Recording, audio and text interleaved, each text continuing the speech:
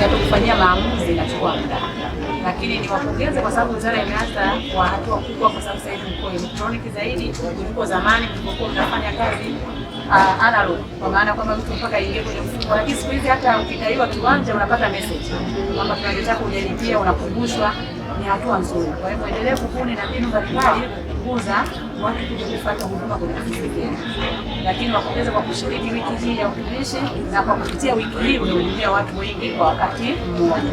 Badala ya mtu kutembea kwenye ofisi mbalimbali, leo akija pata hapa anapata huduma zake zote. Kama ana mgogoro wote kwenye mambo ya hati, leo anamalizana hapa. Lakini kwa mji wa Dodoma muendelee kujipanga zaidi.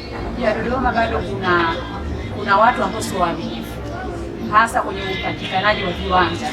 Kwa hiyo unakuta mtu anauziwa kiwanja hiki, kesho anauziwa na mtu mwingine kiwanja kimoja inakuwa na ofisi.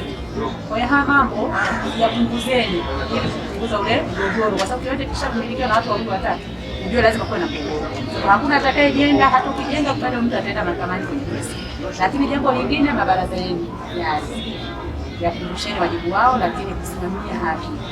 Yafuatilieni kwa karibu zile kesi ambazo ziko kwenye mabaraza ya shughulikiwe kwa wakati, ili muweze kufanya kazi zenu vizuri. Otherwise nawapongeza kwa kazi mlioifanya, lakini kwa kushiriki wiki ya utumishi kama ambavyo umetoa huduma kwa wakati kwa wananchi, ninaamini kwamba umepunguza ile jambo